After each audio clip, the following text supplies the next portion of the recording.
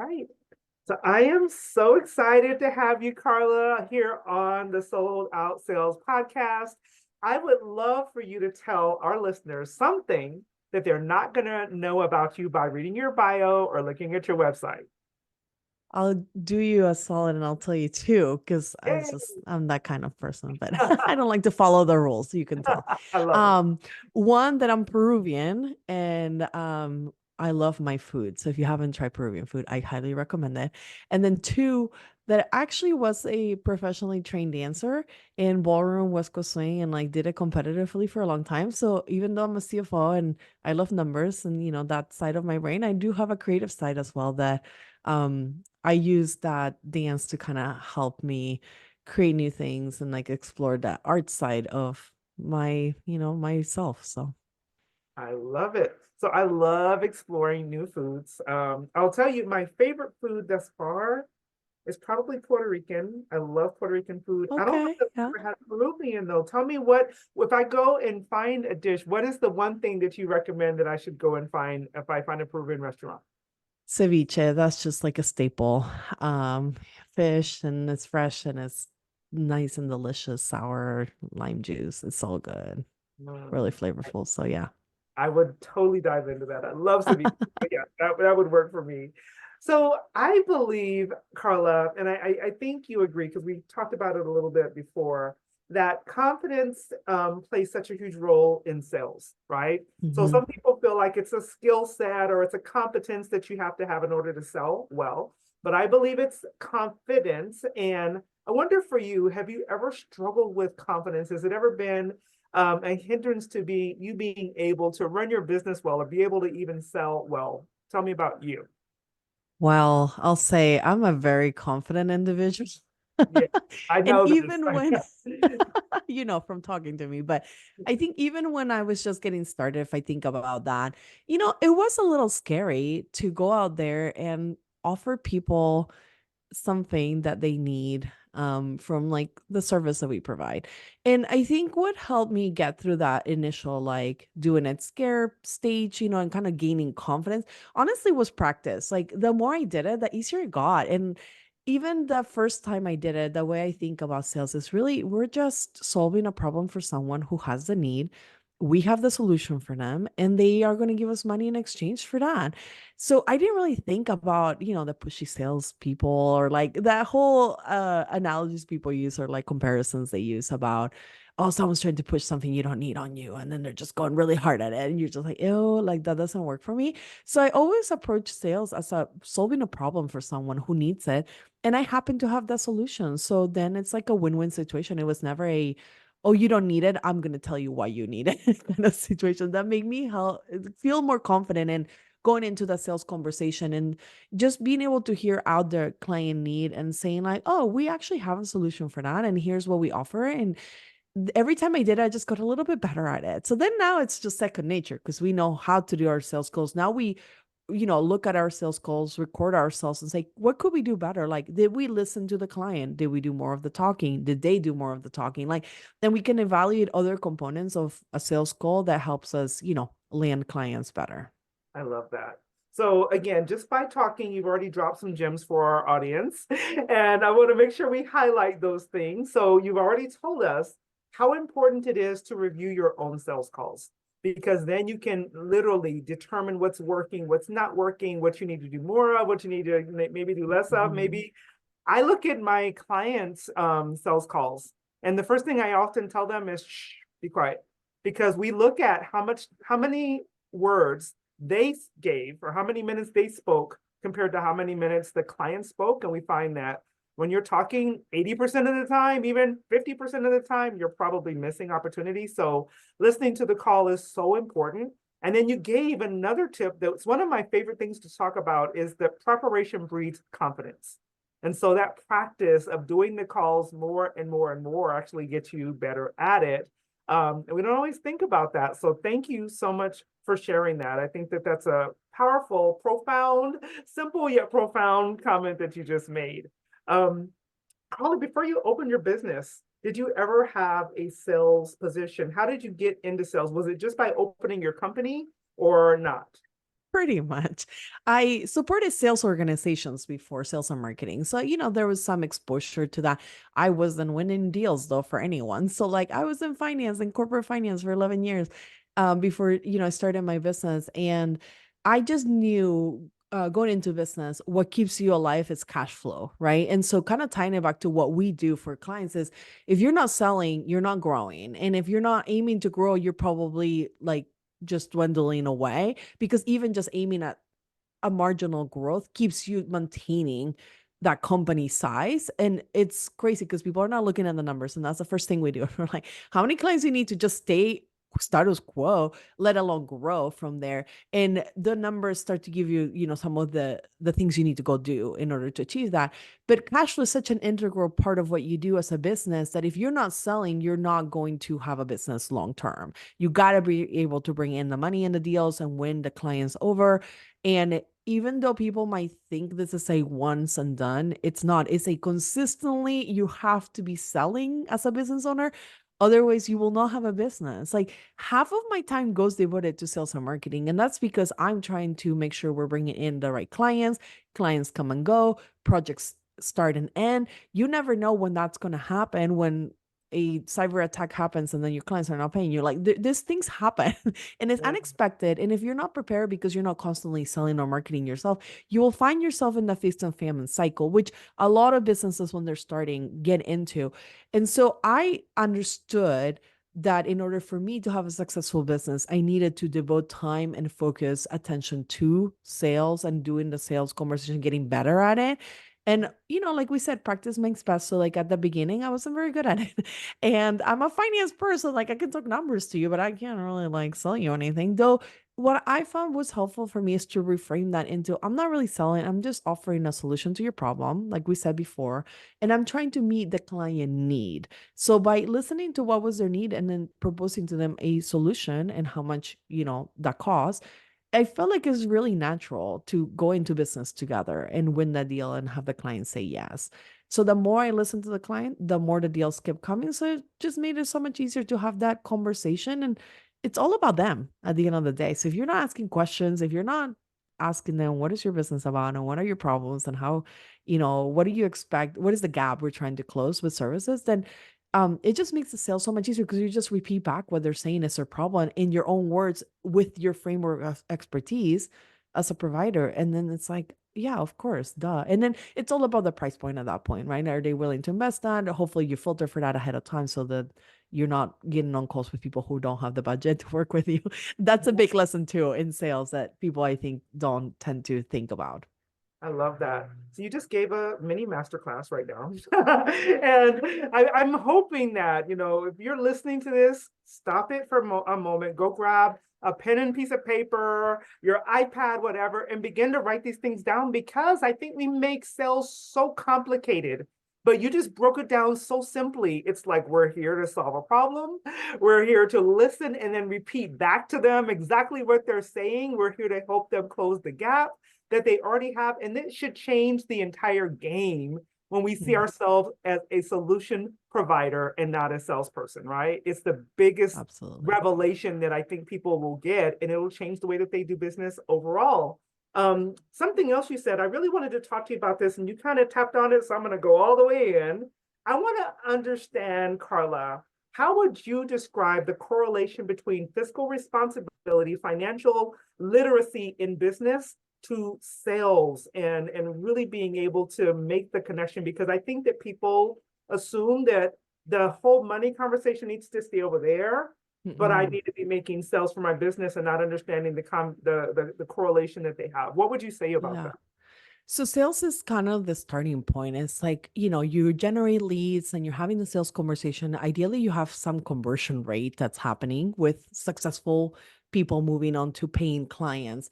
And what I see often, by the way, I'll just highlight this really quick, is that people put like so much friction between the offer and that paying the money piece that they lose the client in the process. They're like, oh, here's a 12-step funnel process that I'm going to put you through before you give me money. And I'm like, sales Ooh, call, deposit, let's go, let's get working. The closer you can get to the sales call to money in the bank, the better people. So there's that aspect of it, because I think we just put so much friction between the time it takes to get there.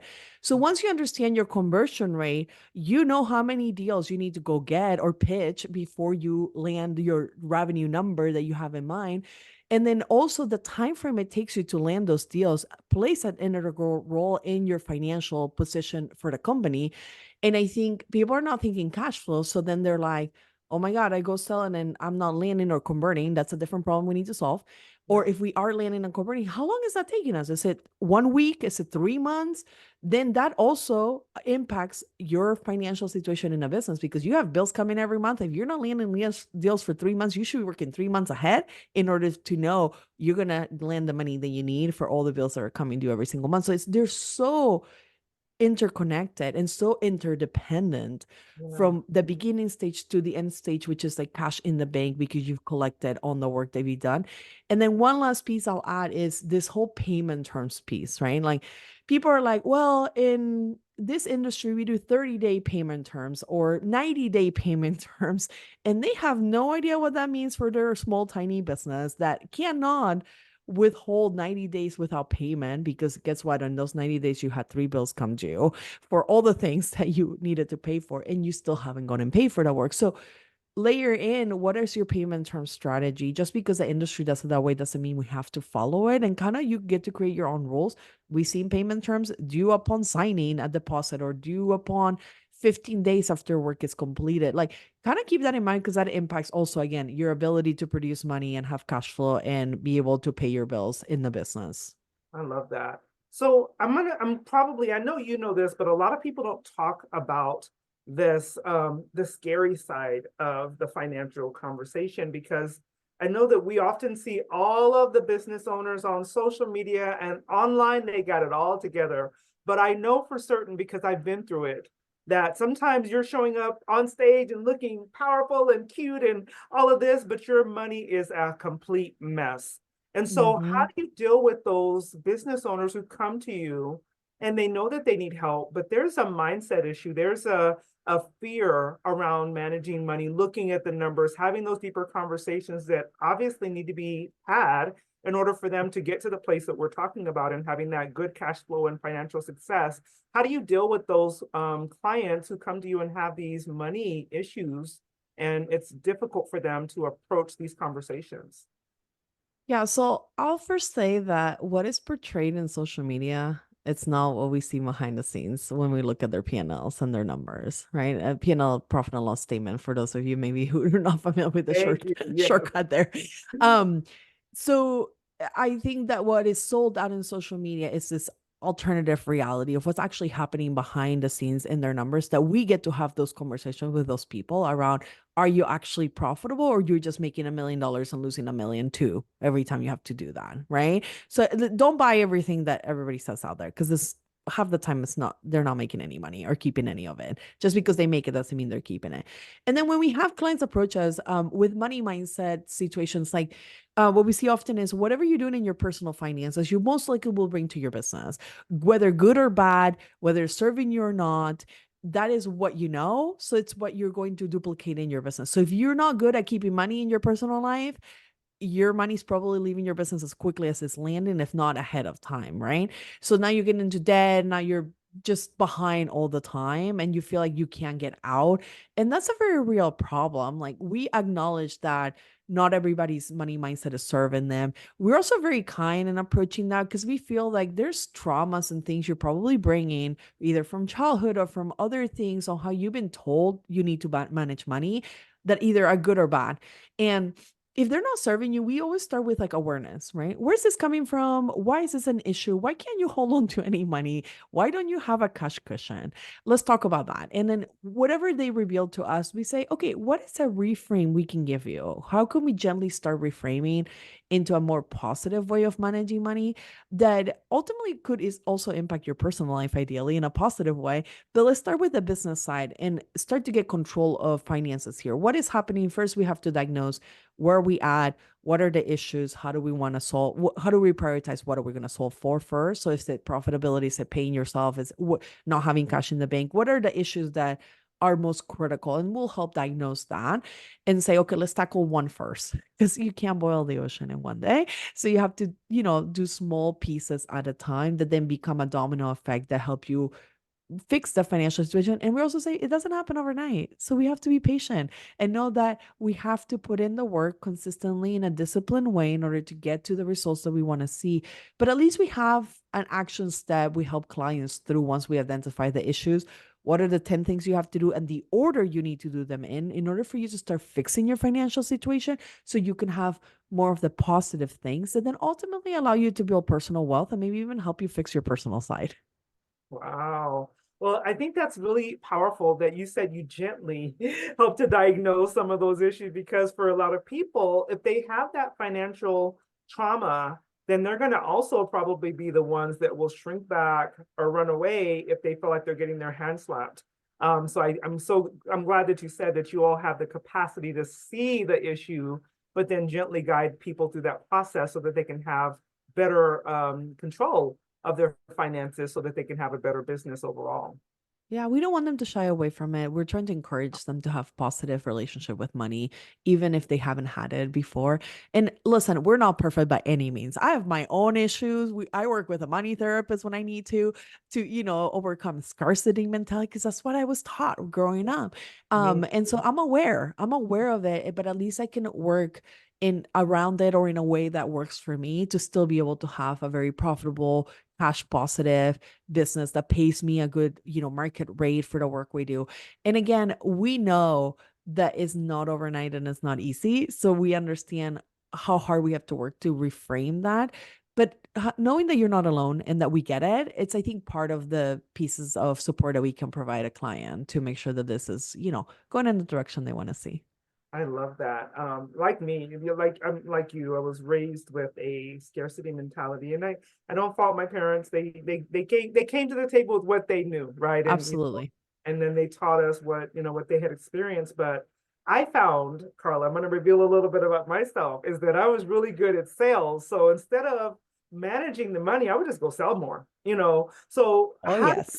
how do you deal with that person who has that mentality? They can just keep selling, but like you said, they can't always keep the money that comes in the door. They don't really have a plan. How do you deal with that business owner who's like, let's just go have another offer. Let's just go, and they don't really understand the entire process that needs to be in place. Yeah, I mean, first, let's acknowledge that it's a superpower. Some people just cannot figure out how to make more sales happen. And that's like, wow, that's an amazing skill to have. Knowing also that you have confidence in yourself to generate more. It's another aspect of really being a successful business owner, to be honest. Because I think that a lot of us are taking a risk here, doing our own thing. We don't know where our next meal is going to come from, but we know we can go make it happen. And that just, oh, so good, right?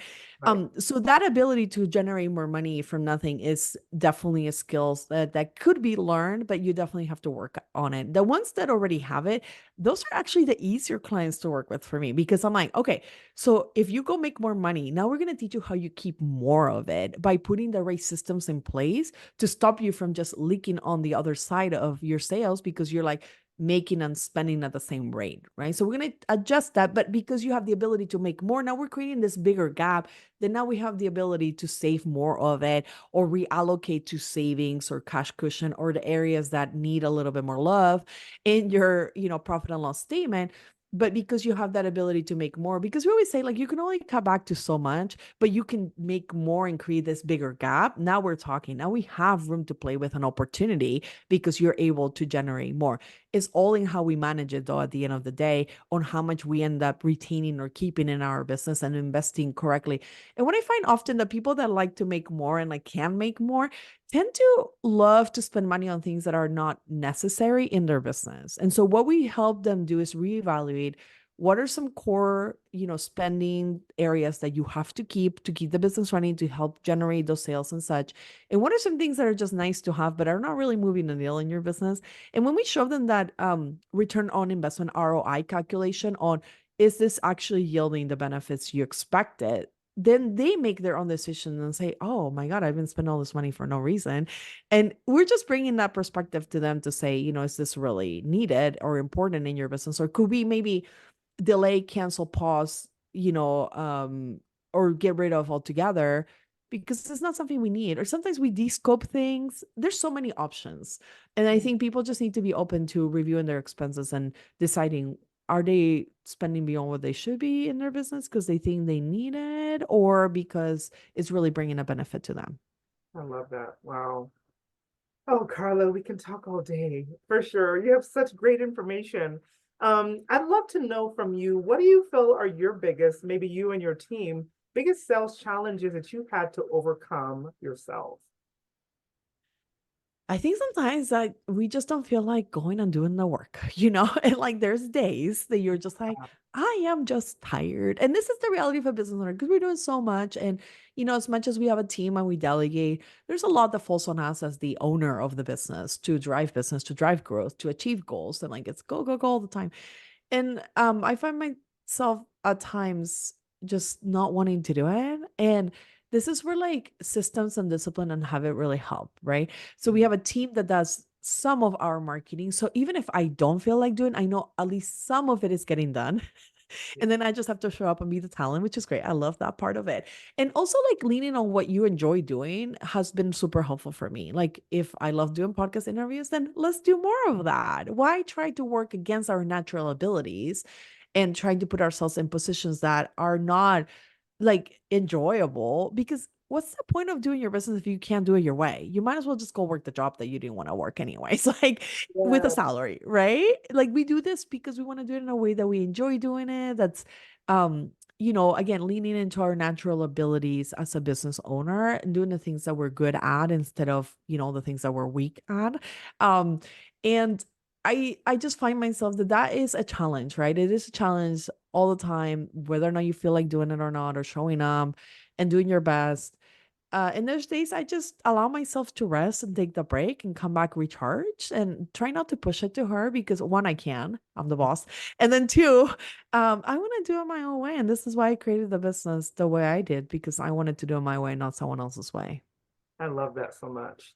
I understand that your company augments, the money team instead of replacing it. Can you say more about how that works? How would someone know that they need to bring a company like yours into their business?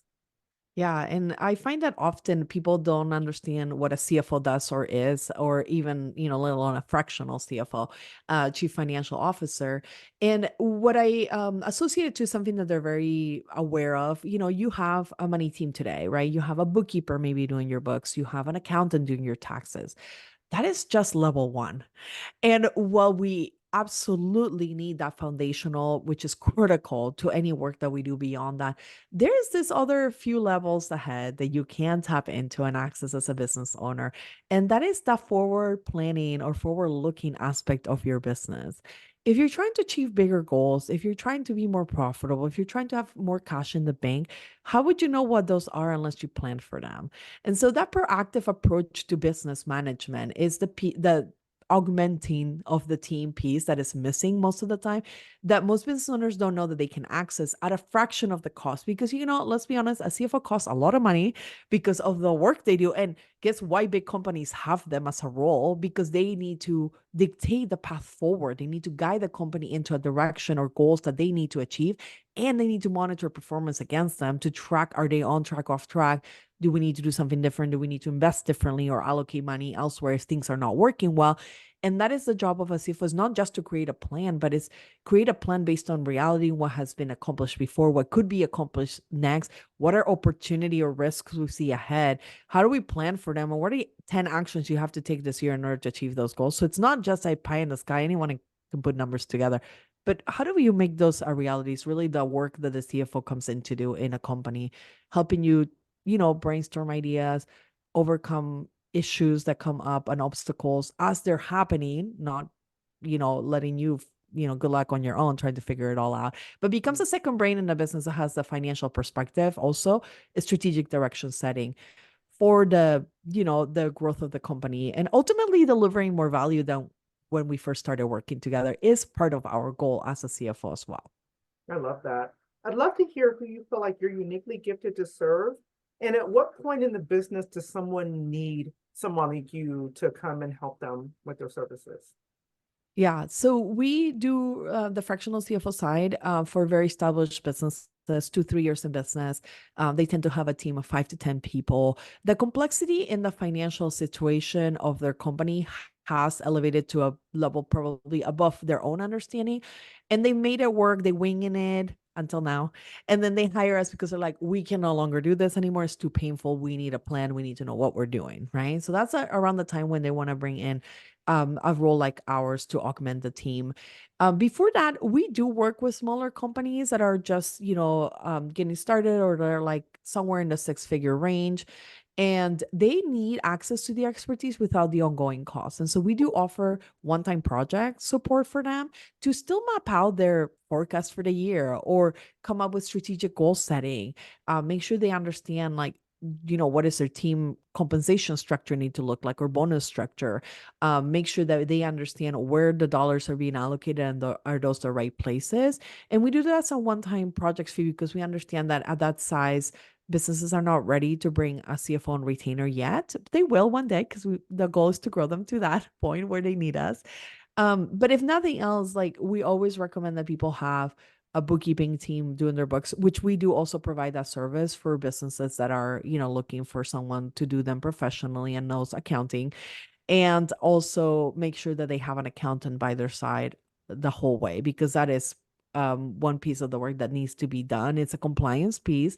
You don't get away from the IRS, unfortunately.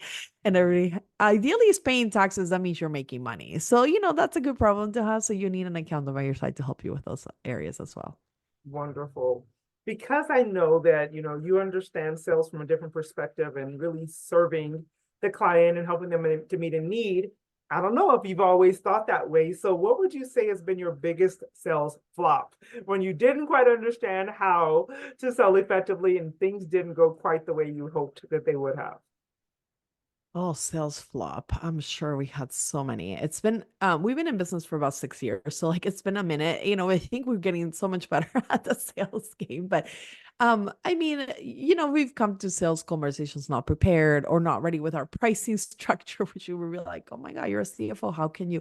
But Mhm. sometimes we just forget, like, we're on the call, we're like, oh, it's scrambling trying to find our sales sheet for like pricing. And we're like, we'll just email you after, right? But being like prepare and ready, for those conversations, and like doing the work ahead, like reviewing the client's website, like those where we see our sales conversations go way smoother than if we are not prepared. So we learn our lesson to, like, always come prepared ahead of time. We also, didn't have an intake process before, where we were understanding what are the client size, what is their budget, are they even ready to work with us? So we implemented that, so that every time we got on a call, we knew that it was the right client, the right size, the right budget, and that they were ready to commit to the process. And at first we didn't have that. So we were just, having sales conversation with the wrong people. And it was a lot of waste of time. And, obviously we want to help everyone, but we know we can't afford to help everyone either. So we instead decided to partner with some nonprofits to give back to the community in ways that we could afford to do it, instead of just taking, care of everyone that we know we couldn't, because we're also running a business here. So being Yeah. mindful of that and having a good solid process is helpful, so that you don't have those self flop calls all the time. Oh my goodness. Again, a little mini masterclass. It's like understanding the power of preparation, having a real intake process, because people often don't realize that we do things on the fly. And I think some of the best salespeople are the worst at it, because you're charismatic. You can have these conversations, you can wing it. People love you, and then you don't have a process, and then end up losing the sale afterwards anyway. So I think that that's so powerful. Something you said earlier in the conversation that I think was also really important is you have the conversation, you close the deal, you take the deposit, instead of putting them through all of these hoops to get Mhm. them to pay you. I used to have this terrible habit, and it was just nerves, where I would have somebody there right there. They're like, yes. And then I'm like, yeah, I'll email you this, or I'll send you over this. And I'm like, well, I have you on the call now. It's like, Let's here's get the you link. scheduled. Right. It's like I Mhm. can go ahead and I can walk you through the enrollment process right now, opposed to Mhm. waiting, because it definitely makes a difference. Time. I wish we had more time, because this is such a good conversation. But I want to make sure people know how to find you. Why don't you first tell me, what are the statements or the words someone might be using if they're Googling right now? and they really need someone like you, what are some of the words that they might be Googling to find a fractional CFO like yourself? Yeah, and I think it's funny because we get this often with clients, and they're like, "We wish we would have found you a year ago." We need a year really badly, and we didn't know this existed. So, but things that they might be, asking themselves is, "Can I afford to pay myself more, or at all? Can I afford to hire this role? And if so, what should I pay them?"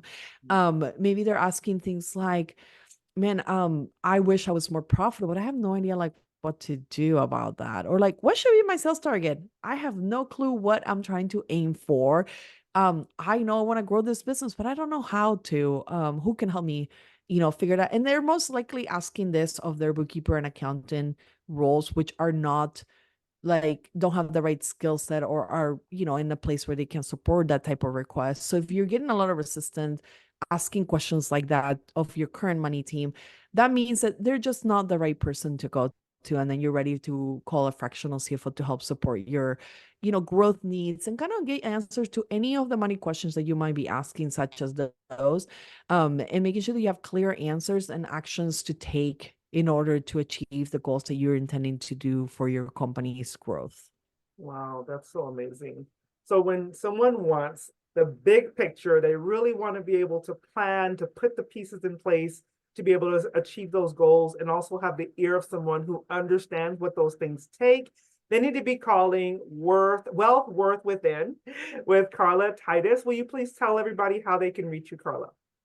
Yeah, they can check us out on our website, wealthworthwithin.com. You can book a call if you're ready to hire a CFO. We would love to talk to you about your financial needs and how we might be able to meet those. If you're not ready to hire a CFO, but want to stay in touch with some CFO thought leadership updates that we provide, you can sign up for our newsletter, same website. And if you want some free educational content, because we're always trying to lead with education here to help you all get better at money management in your business, you can follow us on social media at Wealth Worth Within. That's on LinkedIn, Facebook, Instagram. Wonderful. It's been so great talking to you, Carla. Thank you for being here. Such great information. And I know that somebody's walking away armed with the information that they need to be able to be better in their finances within their business. So thank you for being with me today. Thanks for having me. Absolutely.